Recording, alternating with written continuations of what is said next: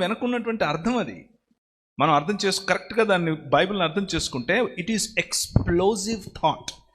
ఆ రోజుల్లో నేను తిరిగి లేచాను అని ఒక బలహీన ఘటాన్ని, ఒకవేళ ఓట్లు ఉంటే ఆ రోజుల్లో లేవు, ఒకవేళ ఉంటే ఈమె ఓటు సగమే, ఒకవేళ ఆమె వెళ్ళి సాక్ష్యం చెప్తే ఈమె సాక్ష్యం సగం కిందకే లెక్క.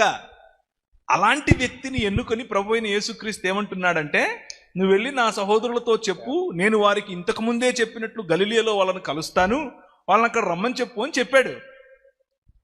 సో యేసుక్రీస్తు ఒక స్త్రీని నమ్మి తన ఈ ప్రపంచాన్ని తిరిగి దేవుని సమాజముగా, తిరిగి దేవుని కుటుంబముగా చేసే ఈ విశ్వ మానవోద్ధరణ అనే ప్రణాళికలోనికి చాలా కీలక ఘటం ఎవరిని ఎన్నుకుంటున్నాడు?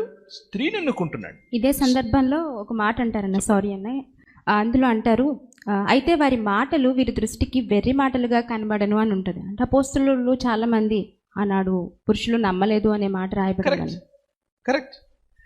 అదే మాట మత్తయి సువార్తలో కూడా ఆయన తిరిగి లేచి వారికి అందరికీ కనిపించి వారిని రమ్మని 500కు పైగా మంది ఎదుట కనిపించిన తర్వాత కూడా చాలామంది ఆయన్ను ఆరాధిస్తే కొంతమంది సందేహించారు. సందేహించేవారు పురుషులు ఉంటారు, స్త్రీలు ఉంటారు. కానీ ఆయనను కొడుతూ ఉంటే బట్టలు తీసేసి అందరూ పారిపోయారు, స్త్రీలు అక్కడే ఉన్నారు, స్త్రీలు చూస్తూ ఉన్నారు. నిజమైన లేకపోతే సిలువ యొక్క యాగానికి, సిలువ పైన జరిగినటువంటి కార్యానికి సజీవ సాక్షులు, ఐ విట్నెసెస్ ఎవరు అంటే స్త్రీలు. ఆ తర్వాత మిగిలిన వాళ్ళు కూడా వచ్చారు, నేను కాదనట్లేదు. కానీ అక్కడే ఉన్నారు, రొమ్ములు బాదుకొని ఏడ్చిన స్త్రీలు. వారు చెప్పేది సువార్త కాకపోతే ఇంకేంటి? సో గ్లోరీ నా అమ్మాయి పేరు గ్లోరీ గారు, బేషుగ్గా సువార్త చెప్పండి, నోరు తెరిచి సువార్త చెప్పండి.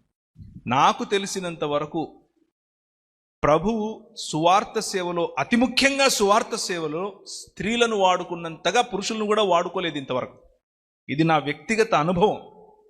పురుషులు నిలబడుకుని వాక్యం చెప్పటంలో వారిని ప్రభు వాడుకుంటున్నాడు చాలా సంవత్సరాలుగా, చాలా ఏండ్లుగా. కానీ స్త్రీలు ఇళ్లలో వాళ్ళు తీసుకొచ్చే ఇన్ఫ్లుయెన్స్, వాళ్ళు పనిచేసే చోట తీసుకొచ్చే ఇన్ఫ్లుయెన్స్, వాళ్ళు వ్యక్తిగతంగా మాట్లాడినప్పుడు తీసుకొచ్చే ఇన్ఫ్లుయెన్స్, దానివల్ల కొన్ని లక్షల మంది ప్రభు దగ్గరికి వచ్చారు. So don't stop, continue.